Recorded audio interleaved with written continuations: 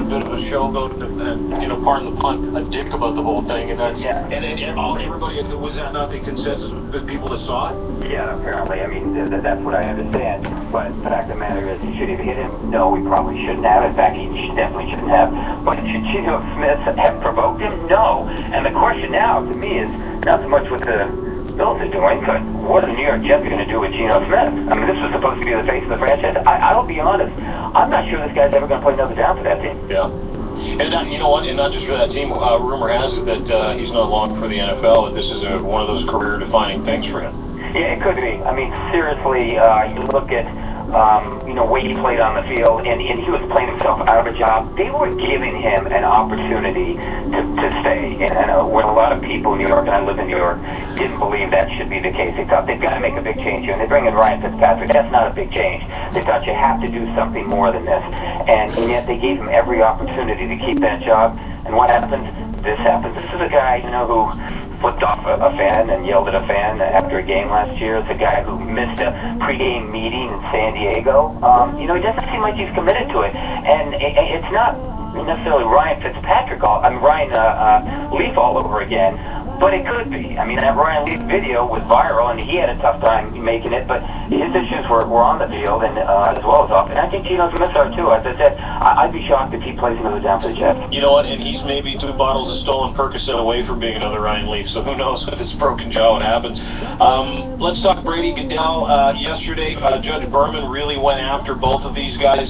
And I think depending on the camp that you're from, you're thinking, Goodell made out like a bandit, Brady made out like a bandit. Where is everything, and what do you make in as far as where this whole thing sits now? Well, I kind of like what he's looking at. He's looking at essentially the evidence rather than the law. And I come from the Brady camp, and I looked at it and I thought, boy, the NFL is going to have a tough time proving its case here. And he made that pretty clear. Now, he did say, Brady was culpable for not cooperating, and when he destroyed his cell phone, the time that he was to turn it over, it looks damning to him. And so, for both sides, I think they took hits, but I thought the NFL in general, and Roger Goodell in particular, took bigger ones simply because of his questions and the questions of the redirective.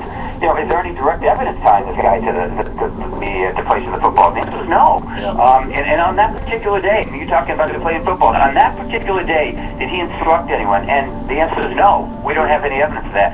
Well, that's going to be tough to put on Tom Brady. The fact of obstructing justice, I think I've been on this program before saying I do think he was guilty of that, not cooperating, but to give him a 4-game suspension and tying him to a case that has so many holes, I mean, this case has more holes than Sonny Corleone, guys. Well, and the other is having a collective bargaining agreement. I know quite often they want that to rule the day. And I'm just saying, the NFL in some ways, you generally don't want to go to court. Do you think that what happened yesterday might mobilize them to try to cut a deal, or are they going to go through with this? You would hope so, because this could be a lose-lose situation where they both lose. I think they should try to do that. That's what he's trying to necessitate. He was like, let's get this thing done before August 12th. Well, it wasn't. Then he said August 19th. He certainly wants this thing wrapped up pretty quickly. It's gone on far too long.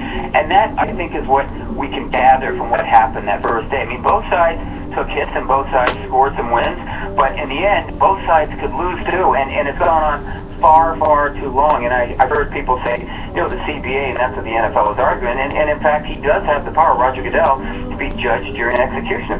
Players gave him that. But when you talk about process, you say, okay, well, wait a second. Have we had anything like this done before? Well, yeah, we did. Last year, we had Minnesota and Carolina tampering with footballs. What happened? Nothing happened. Did you ever warn people about things before they were suspended? Yeah, well, Deflategate, in Bountygate, we did. With the Saints, we told them, we're on to you. Watch out for this.